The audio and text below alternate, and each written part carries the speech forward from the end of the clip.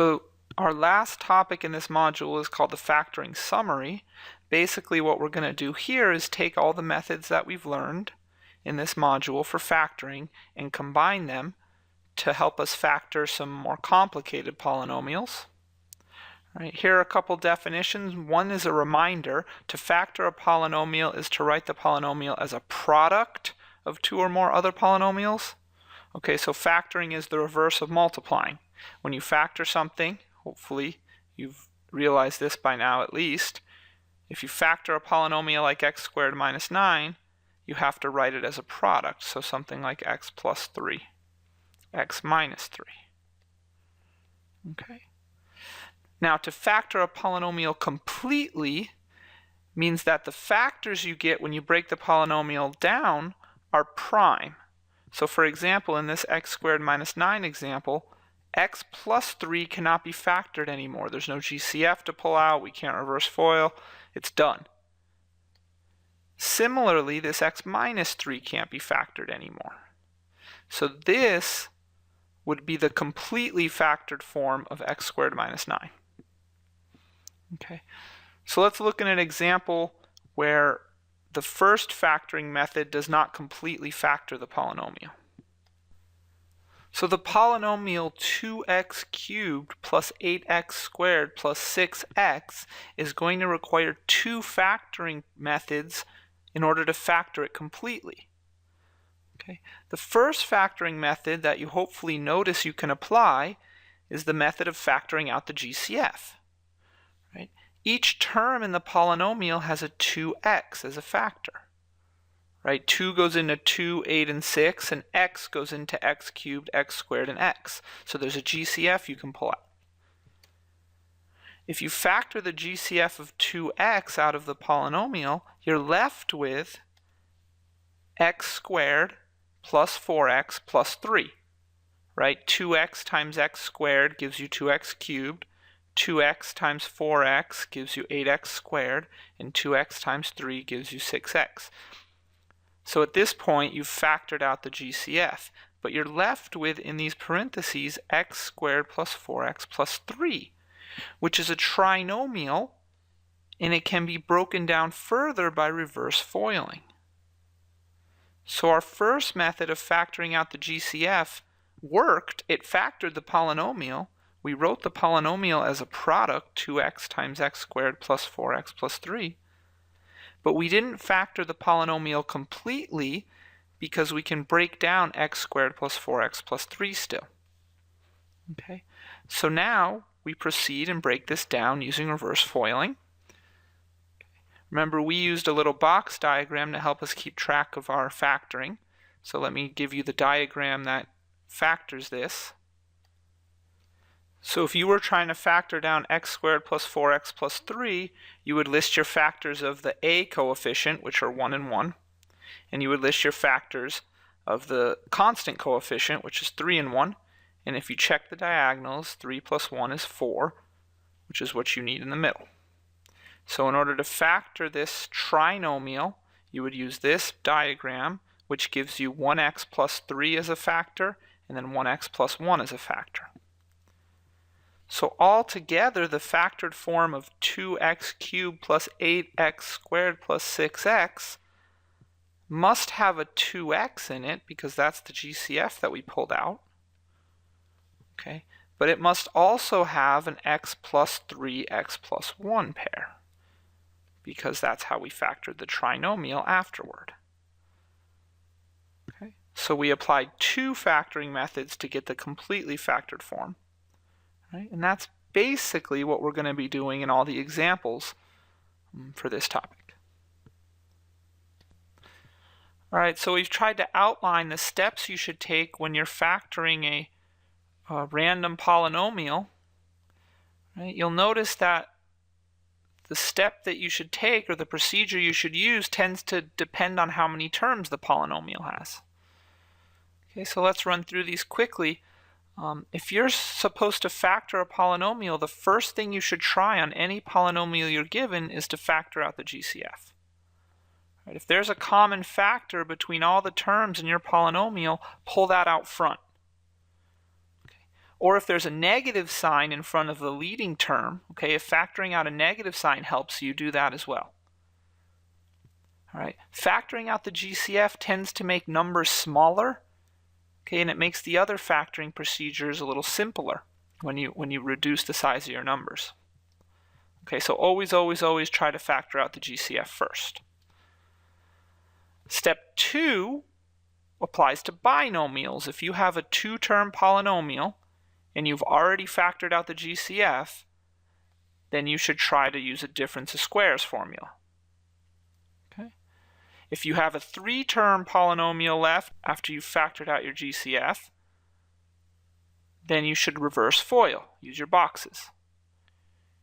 If you have a 4-term polynomial left after you've factored out your GCF, then you should try factor by grouping.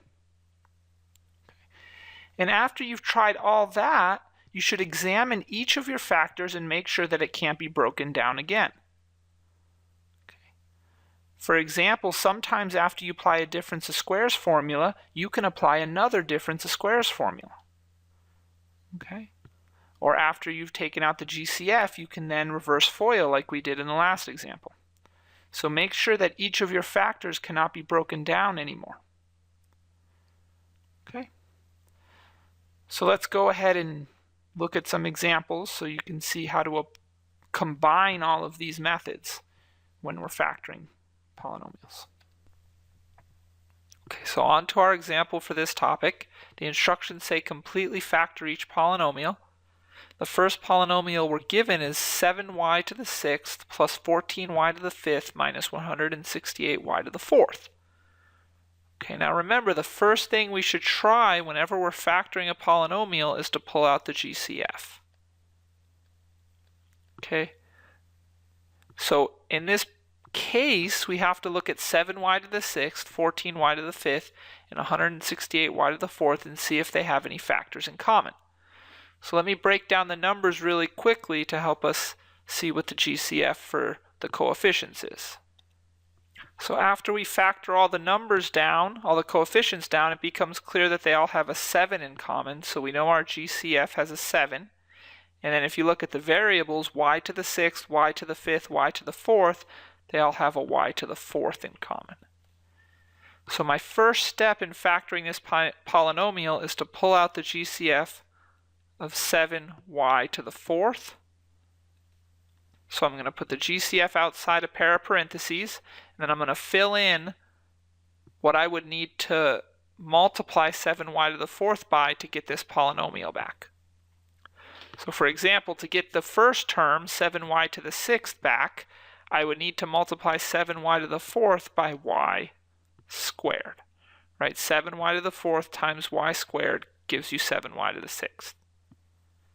Next, to get the 14y to the 5th back, I would need to multiply 7y to the 4th by positive 2y. Right? 7 times 2 gives you the 14. Y to the 4th times y gives you y to the 5th. Finally, to get the 168 back, you have to figure out how many times 7 goes into 168. Okay, actually, you can use the factor tree. It's going to go in 2 times 2 times 2 times 3, so 24 times. So out here, I'm going to have a minus 24, because 7 times 24 is 168. Needs to be negative. And then the y to the 4th is right here. Unfortunately, that's not all we can do. Okay, we've factored out the GCF, so we've begun our factoring process, but now we have a trinomial inside these parentheses that we can break down again. Okay. To factor a trinomial, a polynomial with 3 terms, you want to reverse FOIL. Okay, so we're going to use our boxes. Out in front of the y squared, there's a 1. Okay, so my factors of 1 are just 1 times 1. And as far as the 24 goes, my factors are going to be 1 and 24, 2 and 12,